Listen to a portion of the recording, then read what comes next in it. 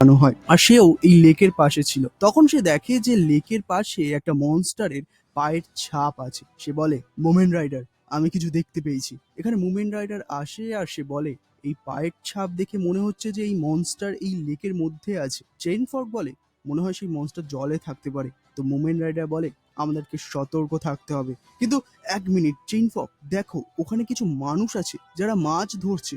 তো chain fork বলে, আমাদেরকে ওদের বলতে হবে তাহলে। মুমিন রাইডার বলে, না, আমরা এমনটা করতে পারবো না, এতে তারা ভয় পেয়ে যাবে আর মনস্টার সুযোগ নিয়ে সিধা তাদের উপর অ্যাটাক করতে পারে। আমাদেরকেই এই মনস্টারকে হারাতে হবে আর এটা খেয়াল রাখতে হবে যে যাতে ওই লোকেদের কোনো ক্ষতি না হয়। তো অ্যাটমিক সামুরাই বলে, এখানে তুমি একটা জিনিস জানো, আজকাল বাচ্চাদের মধ্যে অনেক গরম হাওয়া আছে, তারা নিজেদেরকে অনেক মহান মনে করে। তো সিলভার ফ্যাং বলে, হ্যাঁ, এটা ঠিক। এইদিকে আমাদের মুমেন রাইডারের সিন দেখানো হয় আর সে তার মনে মনে বলে, এক সপ্তাহ আগে ক্লাস এস হিরোরা মিলে যে এলিয়েনের সাথে লড়াই করেছিল সেটা সত্যি দুর্দান্ত ছিল। আমি বুঝে গেছি যে ক্লাস এস হিরোদের কতটা শক্তিশালী আর আমাকেও এখন কিছু করতে হবে, কিন্তু আমি কিছু সেন্স করতে পারছি।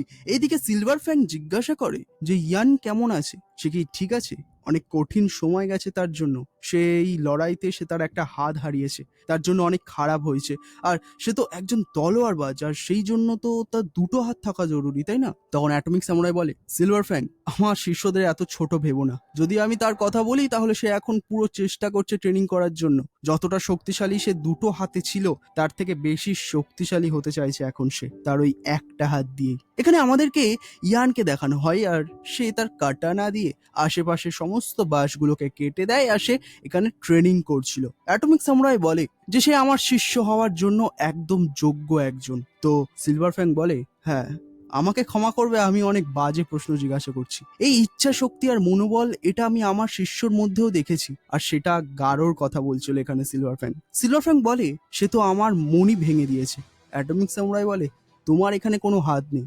আজকালকার হিরোদের তো আমি বুঝতেই পারি না যে তারা কি করে, আর এইসব আমার মনে হয় যে এই হিরো অ্যাসোসিয়েশনই দায়ী। কেননা যেইভাবে তারা হিরোদের পয়েন্ট দেয়, র্যাঙ্কিং দেয় আর তারপর পপুলারিটি, মনে হয় যে তারা এটা ভুলে গেছে যে হিরো আসলে কেমন হয়। যাদের পাচ্ছে তাদেরকেই এই হিরো অ্যাসোসিয়েশনে নিয়ে নিচ্ছে। এটা